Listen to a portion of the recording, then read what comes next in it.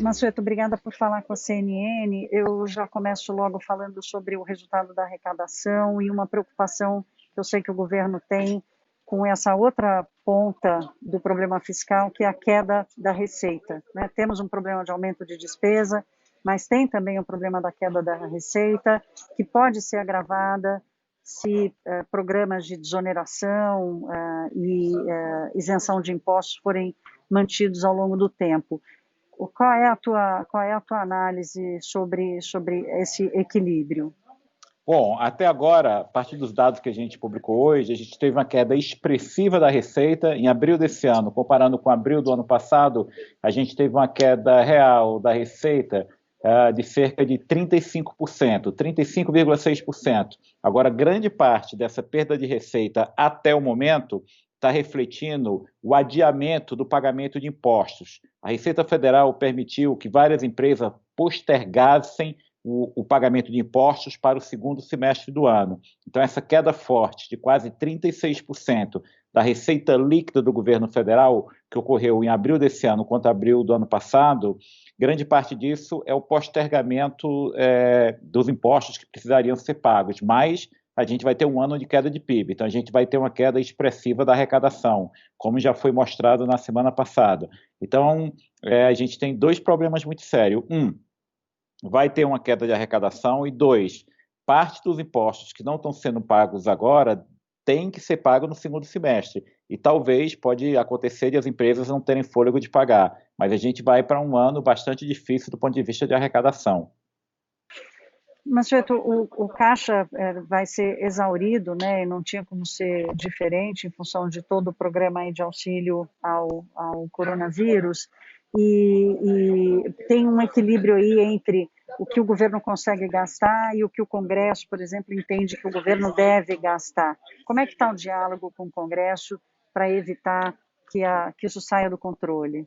Bom, o diálogo com o Congresso acontece todos os dias, né? Então, assim, a gente tem conversado com o Congresso, tem mostrado que é preciso um certo cuidado, porque até agora, quando a gente junta a perda de receita que o governo vai ter, o aumento da despesa em decorrência dos programas para combater os efeitos econômicos e sociais do coronavírus, do Covid-19, a gente está falando de um déficit primário do setor público este ano, que não inclui pagamento de juros, um déficit de 700 bilhões de reais. Isso é 10% do PIB. O déficit primário do setor público no ano passado foi 61 bilhões de reais, 0,9% do PIB. Agora, este ano, por enquanto, 10% do PIB, 700 bilhões de reais. A conta pode ser maior. Por quê?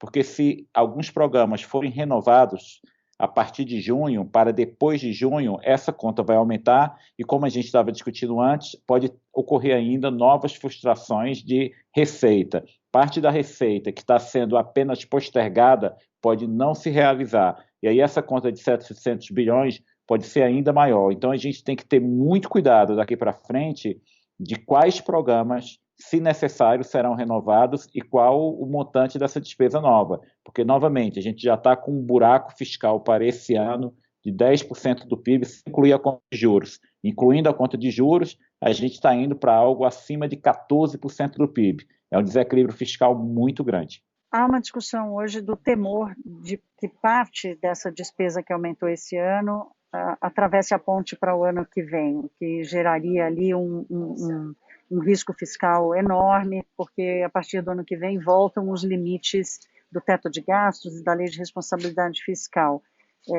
Qual que é o teu receio e qual é o risco que você enxerga disso acontecer? Bom, é praticamente impossível, porque o que aconteceu foi que este ano de 2020 o Congresso Nacional aprovou uma emenda constitucional que a gente denominou PEC do Orçamento de Guerra, que nos permite aumentar despesas, mas apenas este ano. A despesa pode crescer, mas apenas este ano. Ela não pode passar para o ano seguinte. No ano seguinte, a gente tem que cumprir o teto dos gastos. Então, não há espaço fiscal para aumentar o gasto no próximo ano. Ao contrário, quando a gente olhar o gasto deste ano e comparar com o gasto do próximo ano, a despesa pública sem juros, ela terá uma queda substancial de quase 7 pontos do PIB, uma queda, enfim, de mais de 400 bilhões de reais.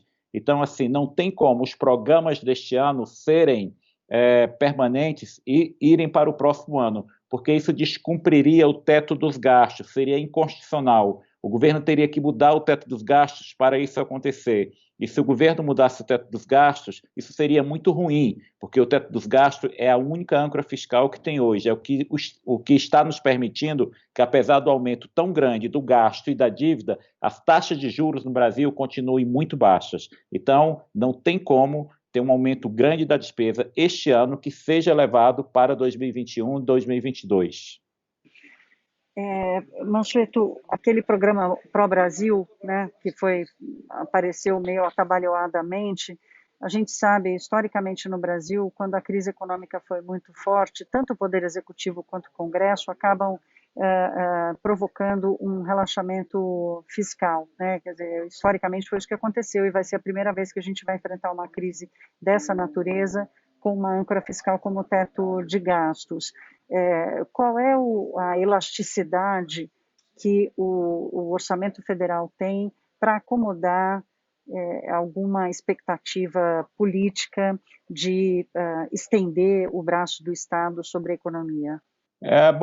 Eu acho que tem várias formas do Estado ajudar o crescimento da economia. Uma dessas formas, por exemplo, é por meio de mudanças estruturais, de reformas estruturais, por exemplo, melhorando o nosso sistema tributário, melhorando nossos marcos regulatórios para acelerar todo o processo de concessão e de privatização. Isso são formas de o Estado intervir de uma forma positiva na economia. Não há espaço fiscal para o Estado ser o grande líder da recuperação do investimento, porque este país está com um investimento muito baixo e o nosso nível de investimento precisa aumentar substancialmente. E a melhor forma de fazer isso é convidando o setor privado para fazer esses investimentos. Isso é possível. Vale lembrar que no Brasil, há cerca de 5, 8, 10 anos atrás, todos os aeroportos eram públicos. Não é mais o caso. A gente já aprendeu que investimento em aeroportos pode ser privado, e são investimentos muito bons. Então, o que a gente tem que fazer, o papel do governo no fomento ao crescimento pós-Covid é por meio das reformas estruturais, por exemplo, melhorando o sistema tributário desse país, que é tão complexo e dificulta o investimento. Então, eu acredito que o melhor caminho é o caminho das reformas. Investimento público vai ocorrer? Vai, mas o grande líder do processo de recuperação do investimento tem que ser o setor privado e o governo tem que fazer sua parte, melhorando o ambiente de negócios e de investimento neste país. A gente está passando uma crise política que tem se escalado e, em algum momento, isso acaba batendo no mercado financeiro, quando há uma percepção de aumento de risco, e isso volta para você, como gestor do Caixa, porque o Tesouro precisa administrar a dívida pública, que também vai crescer demais por causa da crise. Qual é o teu termômetro para essa percepção de risco e a dificuldade que o Tesouro pode ter para continuar financiando o Estado? Não é questão nem de risco de financiamento. Se o Brasil, não conseguir criar o bom debate político e por meio do bom debate político transparente e necessário, se a gente não conseguir criar o ambiente para avançar nas reformas, o que vai acontecer é que para o Tesouro conseguir o dinheiro para pagar todas essas despesas que são necessárias, nós teremos que pagar uma taxa de juros muito alta. Uma taxa de juros muito alta, a conta acaba caindo no bolso de todos nós, contribuintes. Então, se esse país não conseguir criar um bom debate político para, por meio do debate político transparente, que respeite o contraditório, criar um mínimo de consenso para se avançar nas reformas estruturais que esse país precisa para poder crescer mais rápido e pagar essa conta da crise, a gente vai ter uma conta muito salgada para pagar. Então, o que eu acho que é necessário é criar um ambiente político que permita, com respeito mútuo às diferenças, a gente criar um mínimo de consenso para avançar nas reformas. O futuro não está dado. Mas se a gente não criar o consenso político para aprovar as reformas estruturais que esse país precisa, aí sim nós teremos muitos problemas e a taxa de juros vai voltar a subir rapidamente. O Tesouro acabou de receber a permissão de sacar do Banco Central parte de um lucro contábil com a valorização das reservas. Esse é um mecanismo de alívio do Caixa do Tesouro? Há outros mecanismos de alívio do Caixa do Tesouro nessa gestão da dívida?